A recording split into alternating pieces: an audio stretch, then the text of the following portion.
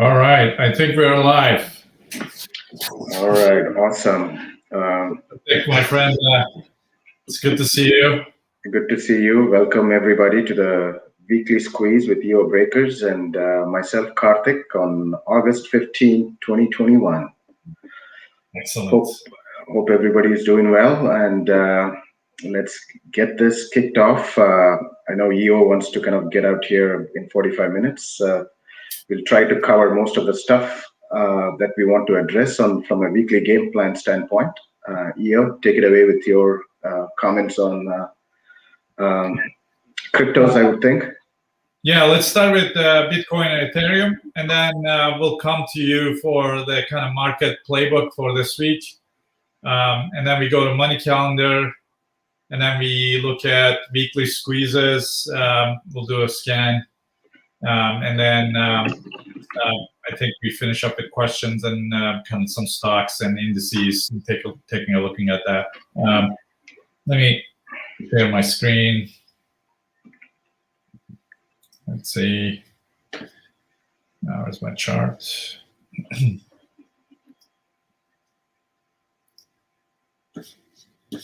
Okay, let's see. You can see, let me just make this bigger. And we'll do Bitcoin.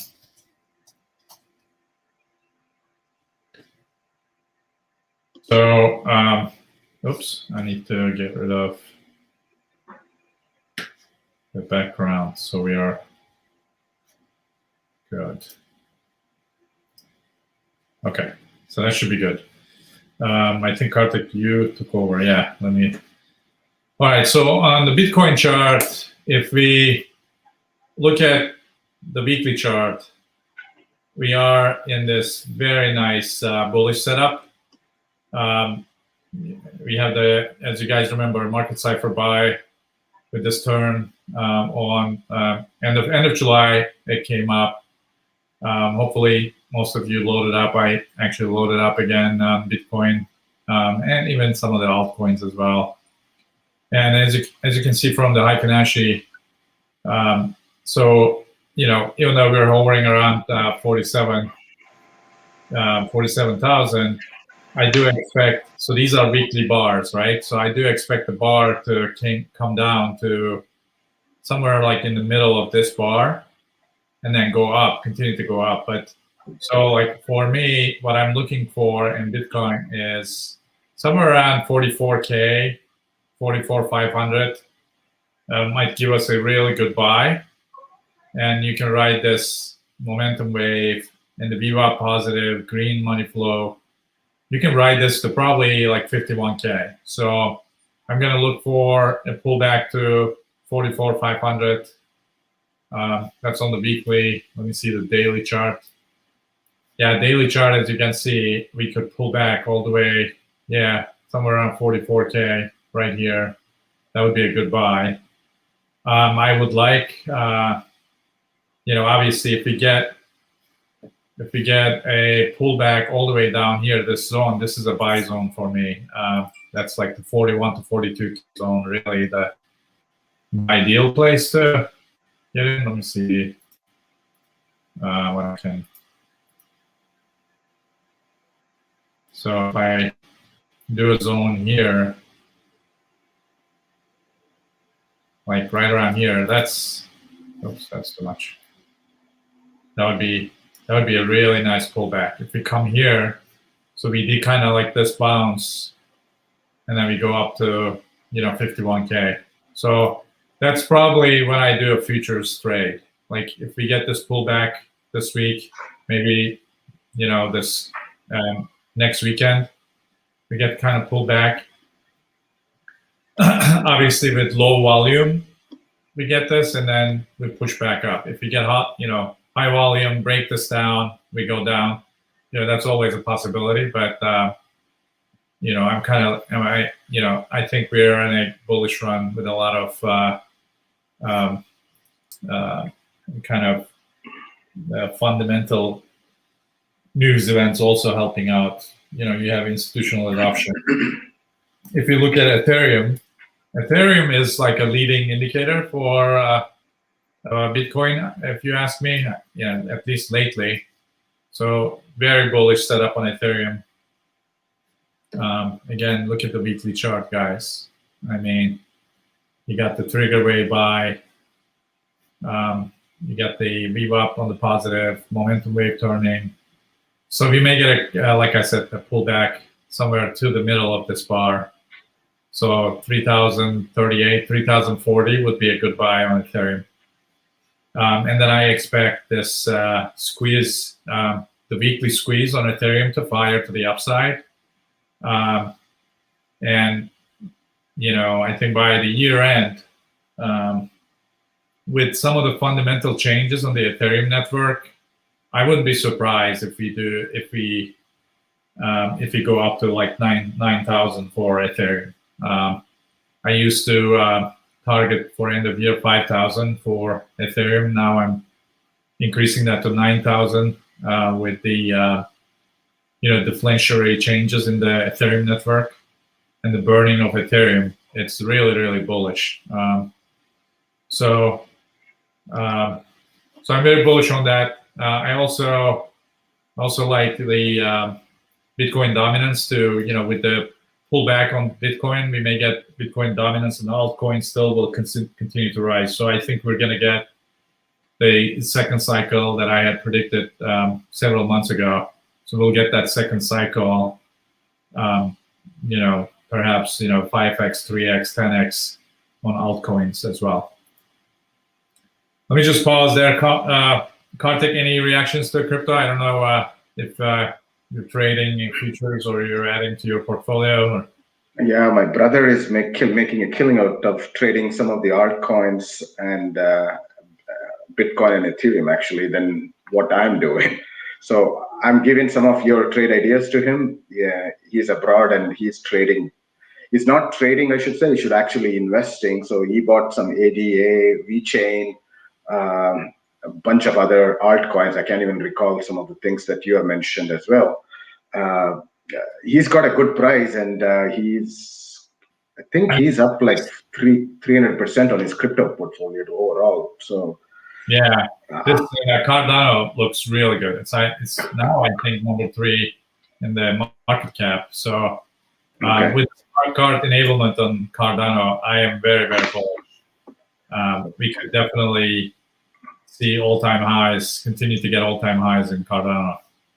And then I think VeChain is, oh my God, I think it is like, oh wow, it's like 0.14. This thing was like, I don't know. Yeah. You could have bought this like 0.05.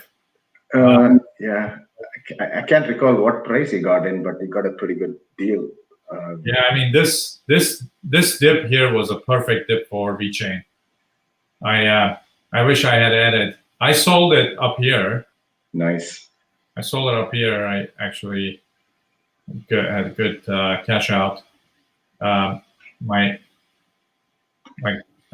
started selling. So I missed this part. It would have been nice if I sold here.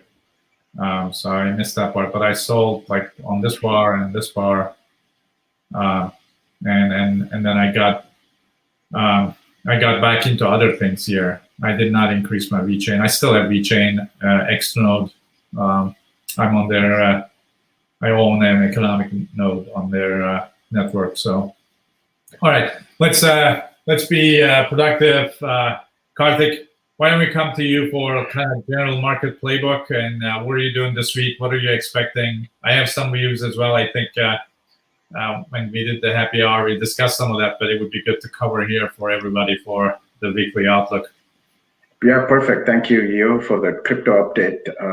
Let's dive into the markets.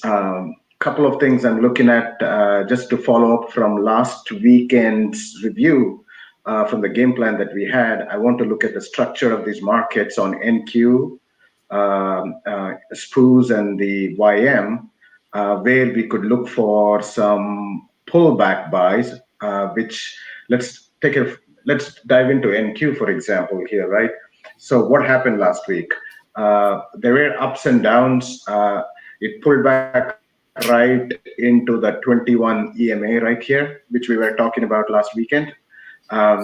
So if you didn't get in here at the prop start, at the 21 reversion to the mean, you missed the chance, right? You had, so we cannot give you clearly in terms of the levels.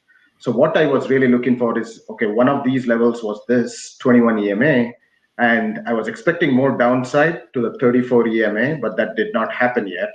So what I prefer at this point, I mean, the market itself, if you look at it, the price action, what is it doing, right? Higher lows, higher lows, higher lows, right? Higher highs, higher highs, higher highs. Where is the market going? So with all the technical indicators that I'm looking at, with the squeeze, with the trend and the momentum and the sentiment of this market, the NQ, I am bullish, but I am not going to entertain anything here from a standpoint of buying the market here. I would like to come see some pullback. I think to this zone here would be ideal to load up on some QQ calls from a NQ standpoint, right? So that's what on NQ that I'm focused on. Let's look at ES, see where the opportunity lies there as well. Again, I'm going to reiterate the same thing I said last week. This market held up pretty well actually last week in terms of the overall upside with the financials and bonds and other sectors going up within the ES. The S&P 500, I mean, we may get some retracements in here. It's still, the reverting back to the mean here would be ideal for us to kind of get some SPY calls in place. But right now, if you want to play to the downside, feel free to play the downside. But I am not going to entertain anything to the downside. I will wait for the pullback. You guys can kind of bring the market down, but I will wait for the market to kind of get back to these levels. Ideally, would like to see here, but this could be kind of a moderate risk zone at the 21 EMA, where you could kind of potentially trade. You see, it's above the VWAP lines here, the cyan line. So it's above all the kind of the moving averages that I'm looking at. I mean, the 8 EMA is right here. So, can it pull back here and then bounce back up? Possible, right? Anything can happen with these markets. So ES, with that said, I'm bullish ES, but just wait for the pullback to enter into any of your positions that you want to trade within the S&P 500. With the YM is getting interesting right now. If you look at the Dow, it just turned double green, right? If you see here, it just turned double green right here last week. So am I bullish? The answer is question. I'm going to turn bullish on YM. I mean, we don't see any propulsion dots in here, but I think since the trend is bullish, the preceding trend is bullish, I would like to kind of see some pullback or the retracement into the zones that I talk about, and pull the trigger to the long side. So the structure of these three markets that I'm looking at is bullish.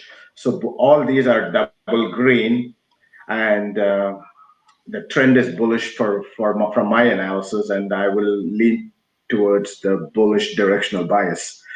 Even for my day trading perspective, so I generally want to trade in the direction of the longer time frame chart, which is the daily chart that I look at, and trade to the bullish side. Either look for potential, V-score lows and the hourly price movement range supports for day trading purposes. So you could kind of play around with these markets, but take a look at them. The structure is bullish, and we'll see what the money calendar says for next couple of weeks, and then we can play the market tactically from from that standpoint. So EO, if you want to cover the money calendar here. Yeah, let me just say a few things on SPY and let me see. So we were, a couple of us were discussing during the happy hour, kind of like the distance between the last pullback to, the next pullback. And you kind of average about 22, 23 bars on SPY. So you had pullback. So if kind of history repeats itself, we should be due for a pullback to a buying zone. Like Karthik said, it's still, I think, the bullish trend, but you could have a very decent pullback on SPY sometime this week, actually towards the end of this week, if the history repeats itself. So we're due for a nice pullback. So like if you're at 445 level, it could come down to 435 level. So that would be a very decent pullback. But the general structure of the chart is very bullish, right? Even with the pullback, you would still be on a bullish trend unless you break the previous low somehow, come down so much that the trend change would happen. Then we would reevaluate. But right now, it's still bullish. Even with a decent pullback we might get, it would still be a bullish chart. And the money calendar is all green. Even when I look at the VWAP structure, it's turning to the upside. The momentum waves are all bullish. Again, if there's going to be anything to the downside, it's going to be a pullback, and it's going to be a buy the dip kind of situation. Let's look at the money calendar. I actually just captured the.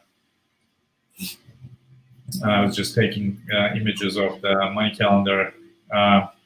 So the 16th, basically, we see, August 16th. So the money calendar, as a reminder for anybody watching later, it's looking at the trade patterns over the last 10 years.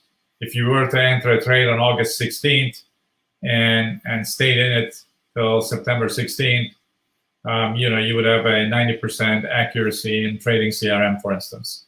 It's a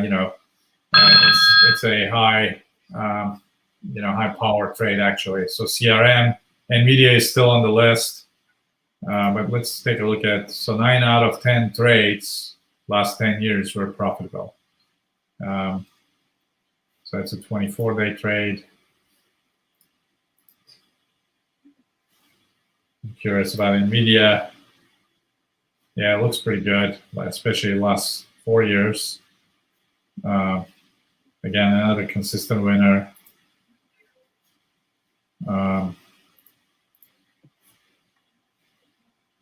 Microsoft. Let me see. I'm actually looking for 100% win. I don't see anything actually. They're all 90% for tomorrow. Let's see. 17th. 90%. And this is too low. Again, booking.com, NVIDIA. See it on the list. I'm looking for some 100% to entertain.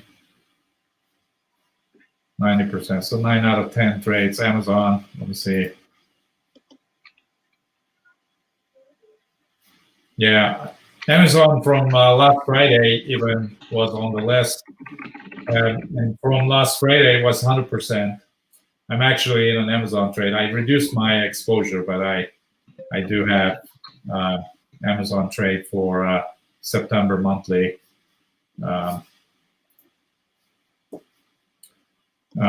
Let's see if there's anything on the 19th that's 100%. Okay, there's one. Wow, this is good. Like, this is a really decent chart, right? So you get consistent 10 years of winning trades, 100%. This is NTAP. What is that, Karthik? Can you look it up? I'm not sure what this is. It's a technology company, I think. So let's take a look at it. Yeah, let me take a picture of this for the site. We'll post it. All right, and let me see if there's any other 100%. Nope, that's it. Let me see the Friday, the 20th. That should have some.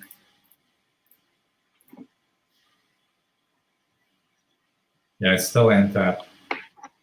Yeah. Yeah, they have earnings coming up on August 25th, so that could be an hindrance. But the chart looks bullish, though. Yeah. So that's really it for Money Calendar. I'm gonna post. If you wanna look up some indices and give your perspective, I think you did a little bit. But if you want to go dive deep on like a couple of them, I will post the pictures I just took on Money Calendar to the site. Okay. Same time.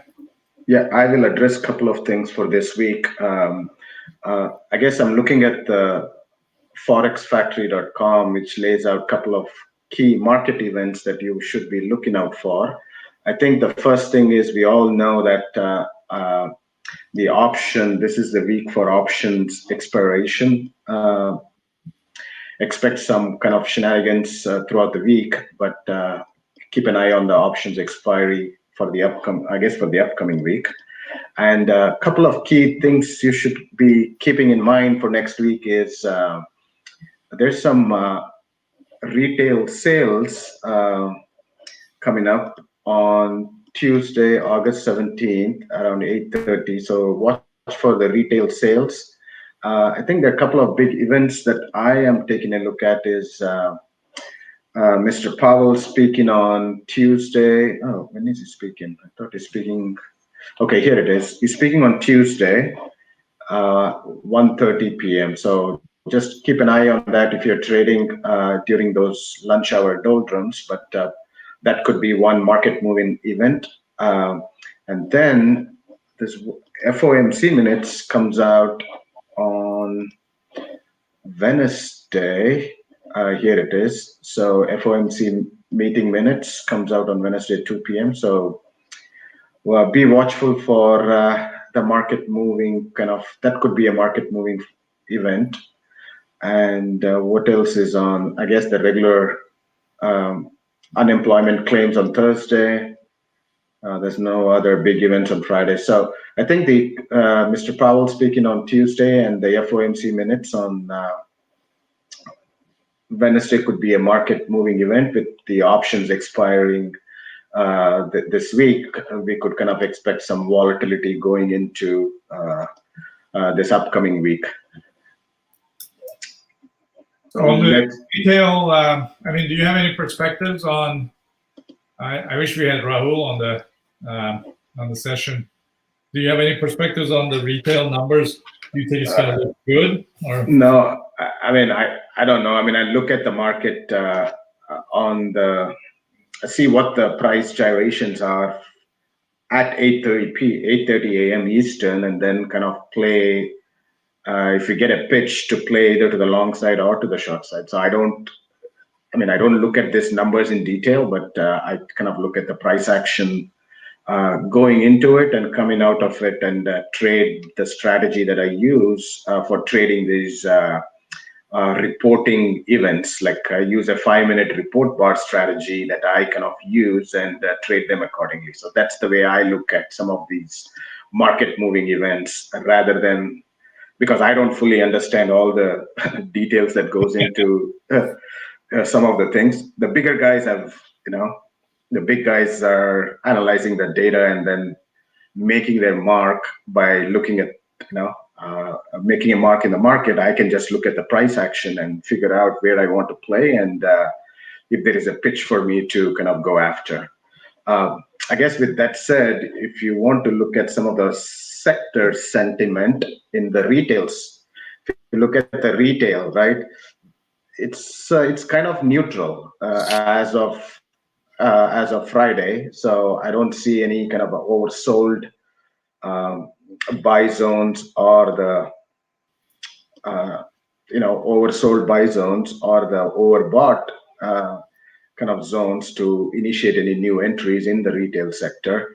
I think there are only three things I want to kind of bring to your attention on the sector sentiment. You look at XLF, right?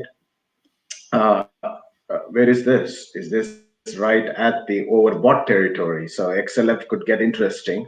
The next one is XLU, which is a utility sector. That's at the overbought zone right there. And there's one other thing that I was looking at, which was at the oversold. I guess the biotech, I don't really trade biotechs, but that's at the overbought zone as well. So take a look at XLF, IBB, and the XLU to see if there is any kind of place to the short side. I think specifically looking at XLF could be interesting from my perspective. I mean, XHB, the housing. I was looking at XRP on the market side. The weekly chart looks really, really bullish. I mean, it's in a buy zone. It had a green dot buy and VWAP crossing over. So, like, I wonder if they, this is preparing us for good retail numbers. I'm not sure, but so you're at the mean, and mean to one ATR. You have the green money flow, VWAP cross, about to cross over the zero line, and you have a green dot buy and an orange dot squeeze, an XRT. So, I'm not sure, but we could have a wave like this here, and then it's roll over later. But it looks like maybe get some upside before it may roll over later on.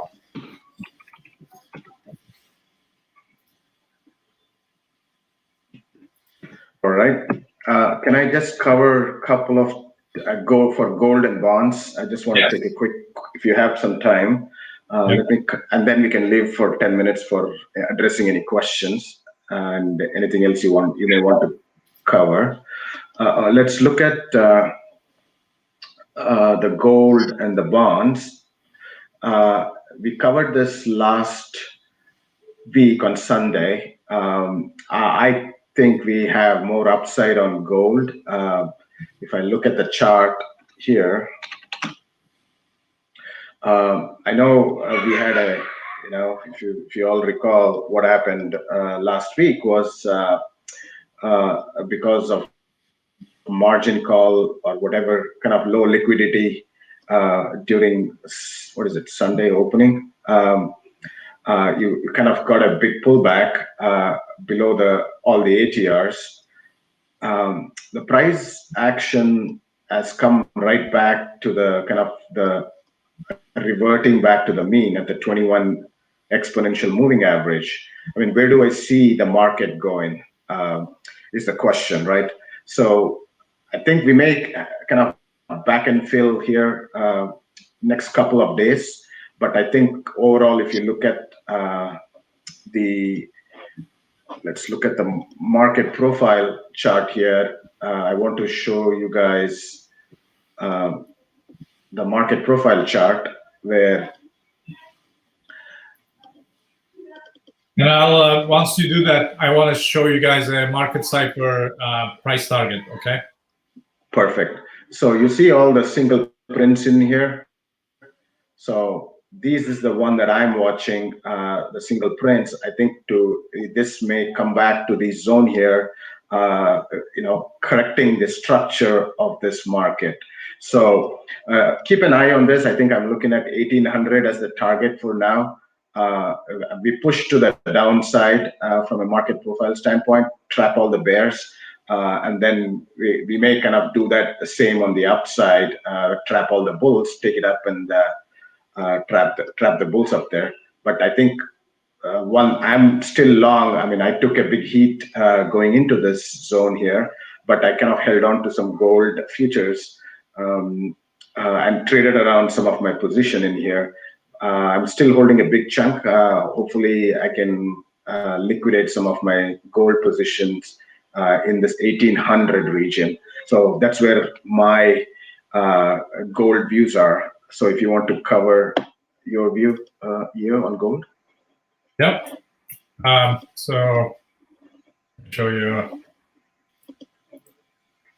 So here's what it is. So we had. So this is a perfect example of a market cipher trigger buy. So you got a bigger wave coming to a smaller wave, buy signal right here. And basically, so while we were coming down, we were kind of going up here. So you got a divergence buy right here. And the money flow looks like it's going to make a nice curvature here. And the VWAP is above 0 line. So when we had that last time, what type of move we got? We got this move here. I measured that from here to here. I applied it here. If we get the same move, my price target for gold, and this is daily chart, right? So that's really by the end of, it's the first week of September. So sometime at the end of first week of September, we could get to 1833, 1836 is the price target. You may get a little bit of pullback to 1770s. I typically look at the Heikin-Ashi candles, and typically you get a halfway in the middle of this last candle, daily close candle. That's like 1769, 1770. Any pullback to that is a great buy. Buy it and ride it up to 1836. That's my view on the gold futures. Oh, super, thank you.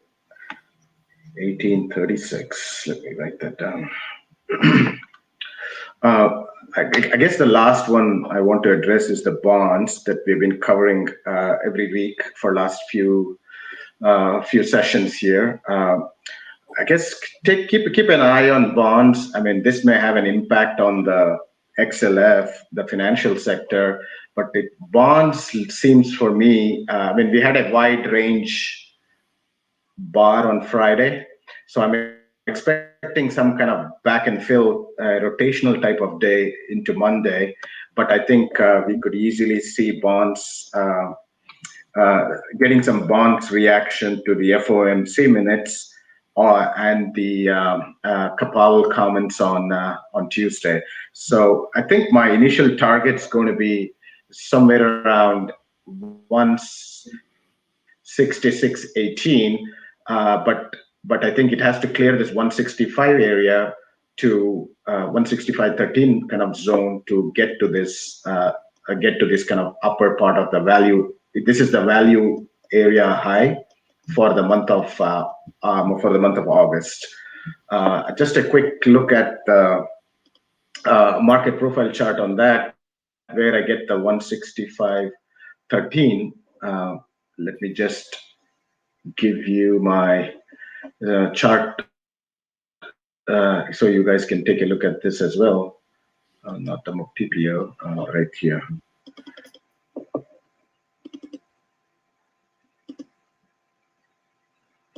Okay, so if you can hear me okay, this is that 165.13 structure that potentially there could be a back filling up on the single print zone here is what I'm thinking the market will probably come back up to.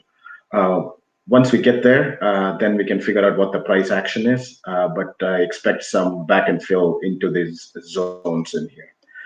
That's my kind of gold and bonds market that I'm looking at. I guess let's take EO's thoughts on gold and give a few minutes for questions for people to kind of ask. Please type your questions as we kind of cover gold. EO covers the gold market. Yeah, the bond features, right? Let's see. Yeah. Let me see.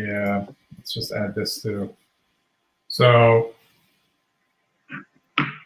let me see what. Let's look at the longer term chart first. Yeah. I mean, in Market Cipher, we do have on daily buy signal, and let me see. Yeah. Yeah, I mean, this is money flow green, momentum wire turning into the upside.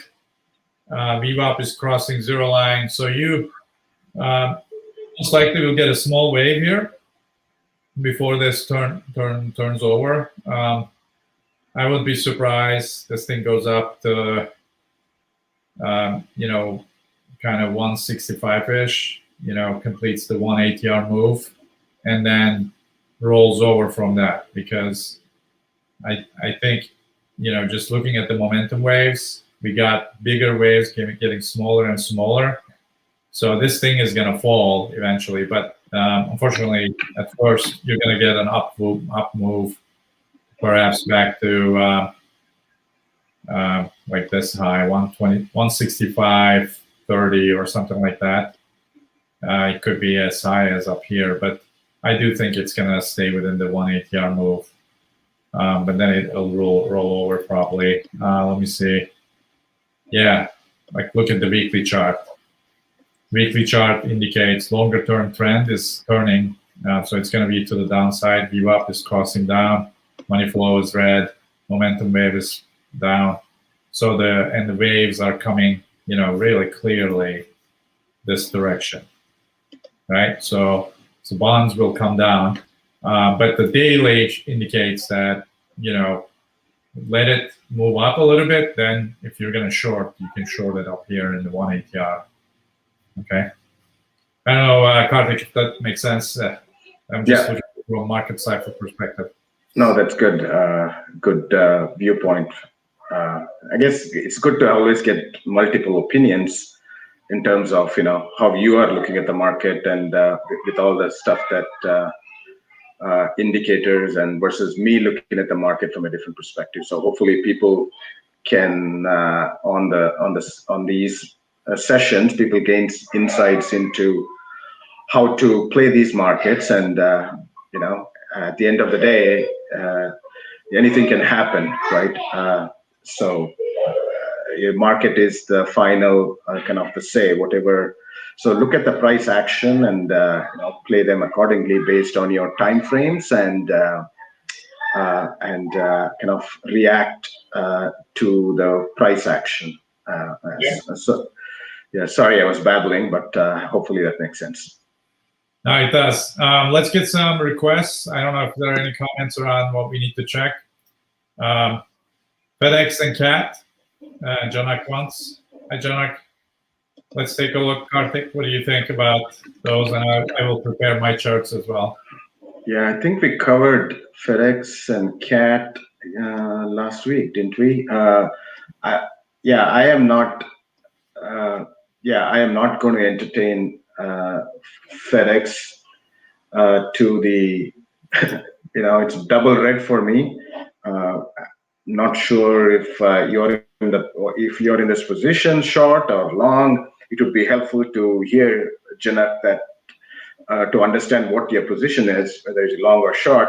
But I'm not going to entertain it. It's below the 200 exponential moving average. I would short if it pulls back up to this 34 EMA zone. I would kind of short the market from a FedEx standpoint. Quickly on CAT, let's look at CAT for a second. I know there was some rotation back into some of this epicenter stocks that I call, some of the industrial stocks. Looks pretty good. When I say pretty good, it's still a choppy sideways market. If you go back and look at this, this is when I say sideways, the way I look at these things are like sideways here, right? I mean, the 813.21 is bullish, meaning the sentiment is bullish, but the market is in a distribution chop mode. Wait for the lower end of this range if you want to get long. I mean, it's kind of trending above the 50-day moving average. wait for a pullback to this zone here to get long, and then in the meantime, kind of, if it pulls back up to this zone again, take the profits. Like there are a couple of Darvish box levels that I see here. Could be interesting, but wait for the pullback, Janak, to enter into a long trade if you want to. That's kind of my viewpoint on CAT and FedEx. Let me comment on FedEx. So if you look at the weekly chart, as you can see, market cipher, we're going from higher waves to a lower wave. And then we're also seeing money flow coming down. VWAP is below zero. And this down move we had a sell signal up here. You can see in the market cipher, you could have shorted this at 309. And that move has not completed yet. So has not been completed yet. So we'll probably get a momentum wave down here turning and give it perhaps a short-term reversion to mean buy signal on the weekly chart, but that still is like probably 2-3 weeks away before this wave completes. So I would consider this down move to continue, perhaps definitely go down to the 618 level. So I would give a price target of definitely on the downside, first price target of 267, and then the next one down is 253. That's for FedEx. Daily chart. Daily chart is giving a somewhat of a reversal, but you got this manipulation X. I expect this. We may get a day or two upside on FedEx and hit this median and then roll over from here to the downside. So we will probably get another yellow X on market cipher. For CAT, if you look at weekly chart, so I like this weekly green bar. Look at this, guys. This is a trigger wave. Buy signal on the weekly chart. This is really bullish. So we're getting a turn here. VWAP is about to cross zero line. We have the green money flow. I really like this. So CAT is potential buy on the weekly scale. Let me see if on the daily. Yeah, daily we're in a consolidation. We want to see this money flow curvature, very nice curvature. Want the VWAP to turn up.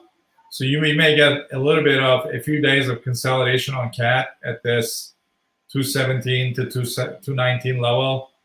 I would be a buyer of CAT on anything pulling back to this zone here, 214 to 217. This looks really bullish in terms of market cipher. There's a curvature. This weekly, I like these weekly signals that just gives you the longer term view. So, but look on the weekly chart, if you look at this Fibonacci candle, we could fall all the way to 211, 212, and it would still be a buy signal on weekly. So be careful on the daily because we may have this consolidation take us down all the way to here, 211, 213, but we would still be in the beginning of a bullish move to the upside with a price target of 228 to 230. Let's see. Hamid wants to know. Let's see. I'll comment on these and then get Karthik's view. AGN. What are we seeing on the weekly? Let's take a look. Wow, this stock moved a lot. So yeah, it looks really bullish on the weekly scale. I expect this momentum wave going up, perhaps making a higher wave here, Hamid, and this money flow, as you can see, it's making a very nice curvature. In fact, it's a head and shoulder on money flow. So think about this as kind of like a small head and shoulder on market cipher, and that works too. So you'll have an upside money flow, green money flow. This is going to continue. Perhaps you're going to do all-time highs on Regeneron. I'm not sure what news will trigger that, but this weekly looks like it's going all the way to 800s, and we're at 600, so looks really bullish. Let me see if daily confirms that too. The daily indicates a possible. You see this momentum wave coming down on market cipher. The money flow is still really green. VWAP is going up. So we may have a small pullback or consolidation here, but we're going up. This looks really, really positive. DocuSign. Let's take a look. Weekly chart. All right, weekly chart looks like.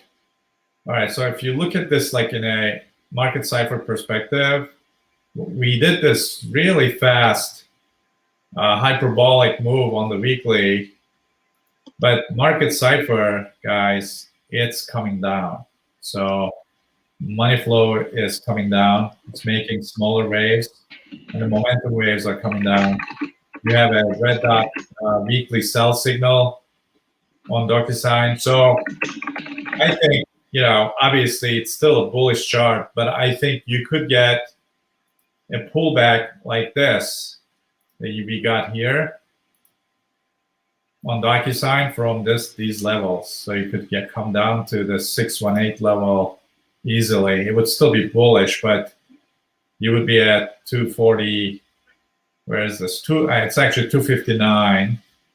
So you could easily pull back to 260, 259, 260 on DocuSign, and it would still be on a bullish trend.